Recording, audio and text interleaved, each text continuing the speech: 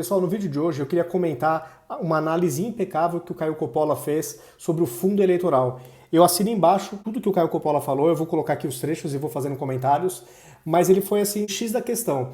E eu até acrescento uma coisa a mais que ele não falou no vídeo, mas que é a minha opinião, é o que eu acredito. Na minha visão, os partidos tinham que se financiar exclusivamente por militantes ou por simpatizantes. Por exemplo, no Brasil a gente tem com sucesso o Partido Novo, que é um partido, além de ser novo no nome, é realmente um partido novo, surgiu há pouco tempo, mas ele vive apenas com contribuições de pessoas físicas. Não existe nada de dinheiro público no Partido Novo, zero. Isso já faria uma espécie de seleção natural, ou seja, aqueles partidos que de repente sejam mais extremados, com ideias radicais, naturalmente vão ter menos apoiadores, menos simpatizantes. Consequentemente, vão arrecadar menos e, obviamente, terão menos chances nas eleições. O que está perfeito, afinal de contas, já não tem uma aderência grande da população. Então acaba sendo sim uma seleção natural. Isso também evitaria as distorções que, na minha opinião, o fundão eleitoral causa. Porque você pega partidos, por exemplo, da extrema esquerda, PSOL, PSTU, esses partidos radicais que, graças a Deus, não tem nunca 1% da população, você acaba distorcendo. Porque eu sei, embora eles não tenham uma fatia muito grande do bolo, mas eles acabam recebendo muito mais do que deveriam, porque a representatividade deles é baixa, eles são muito radicais. Isso vale para qualquer espectro, direita e esquerda. Os radicais não costumam não ter tantos apoiadores. Então que se faça a seleção natural. Aquele partido que conseguiu arrecadar pouco porque convenceu menos pessoas, vai ser prejudicado nas eleições, financeiramente falando. Eu acho que isso sim é um modelo justo, na minha opinião. Bom, agora eu vou colocar aqui o comentário que o Coppola fez sobre esse assunto, que eu achei perfeito, e eu acredito que vocês também concordem, pelo menos na maioria das ideias que o Caio jogou aqui pra gente analisar. Malandragens institucionalizadas por leis contrárias ao interesse público, ele tem um nome pomposo. É Fundo Especial de Assistência Financeira aos Partidos Políticos, que só no passado dragou mais de 930 milhões de reais de dinheiro público. O fundão, que vai destinar, ou melhor, que vai desviar outros 2 bilhões de reais do pagador de impostos para bancar a eleição quase 100% online de candidatos a prefeito e vereador em 2020, tem esse detalhe. Também tem um nome comprido, é o Fundo Eleitoral para Financiamento de Campanha. O espectador vai perceber que eu coloco esses dois fundos, fundo partidário e fundo eleitoral, no mesmo balaio, porque eles são igualmente imorais, eles são igualmente inconstitucionais, eles beneficiam a mesmíssima elite e são igualmente defendidos pelo mesmo tipo de pessoa, via de regra, beneficiários diretos ou indiretos da dinheirama que irriga o nosso corrompido sistema político. E só para reforçar a predileção dos nossos legisladores aí por nomenclaturas sofisticadas, especialmente quando criam leis em causa própria, a gente não pode esquecer do foro privilegiado. Favorece mais de 50 mil autoridades da República. O seu termo técnico é foro especial por prerrogativa de função.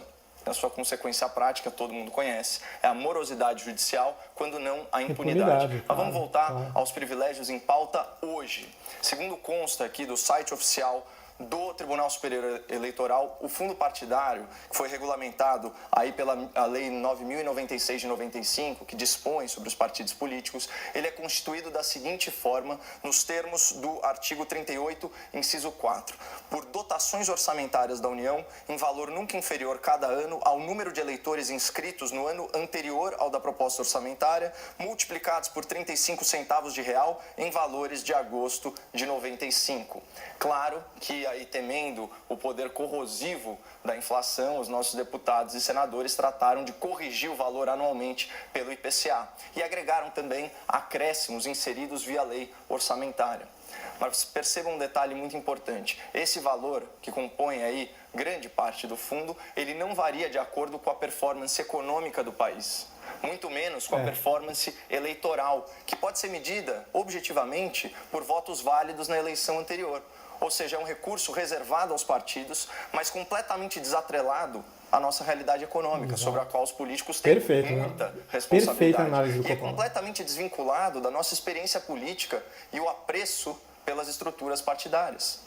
Então, eu trago aqui uma matéria da revista Veja, outubro de 2018. Brancos, nulos e abstenções batem recorde e somam 42 milhões de pessoas. Número expressa desconfiança e descrédito com relação à política. E aqui uma observação importante sobre esses dados. 31 milhões 31 milhões de cidadãos brasileiros deixaram de votar. Isso é 1 em cada 5 eleitores, 21% do eleitorado.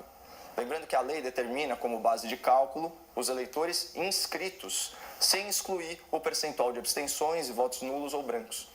Outro ponto, as pesquisas do Datafolha de 2019 sobre o grau de confiança nas instituições democráticas demonstra a justificada descrença da população nas organizações partidárias. Só 5% e 3 meses mais tarde, só 4% dos entrevistados disseram confiar muito nos partidos políticos. No último levantamento, o grau de desconfiança chegou a quase 60%, mas em 2018, que foi ano de eleição, esse número bateu 68% dos eleitores. Aí eu te pergunto, espectador, você acha que se fosse consultada, a população aprovaria a dotação de quase R$1 bilhão de dinheiro público para partidos políticos? Provavelmente não.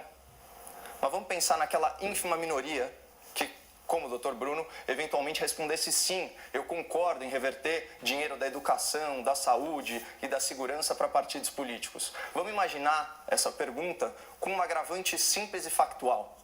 Você é a favor do uso de quase R$1 bilhão de dinheiro público para financiar partidos políticos durante a pandemia? Perfeito.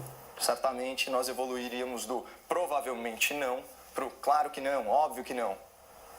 Principalmente se o grande público tivesse acesso à informação política de maior qualidade e profundidade, como tem a seleta audiência da CNN. O nosso espectador sabe muito bem o destino preferencial dessas verbas, conforme consta inclusive do enunciado desse debate e como denunciado por matérias da imprensa especializada ao longo dos últimos meses. Eu separei aqui 2 manchetes da Folha de São Paulo que ilustram bem essa situação.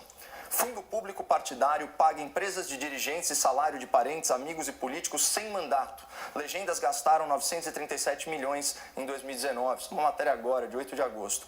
Uma segunda reportagem fala o seguinte, aspas, abastecidos por verba pública, partidos pagam 18 milhões a empresas de filiados. Levantamento mostra a contratação pelas siglas de firmas de dirigentes como escritórios de advocacia.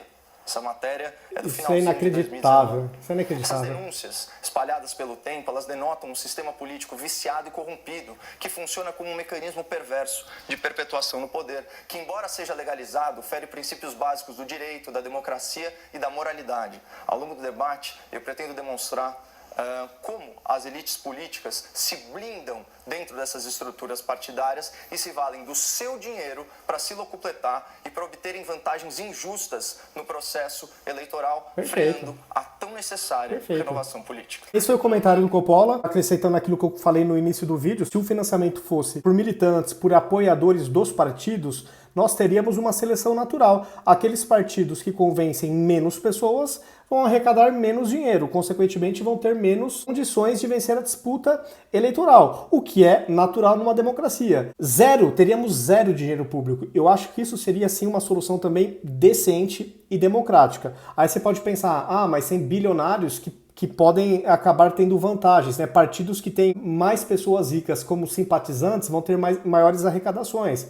Verdade. Então a gente pode pôr uma lei que limite a quantidade de doações por CPF. Bom, pessoal, se vocês concordam, deixe seus comentários se vocês concordam ou não com a minha visão, com a do Coppola. Compartilhem o vídeo se vocês acham que vale a pena. Me sigam nas redes sociais. Até o próximo vídeo.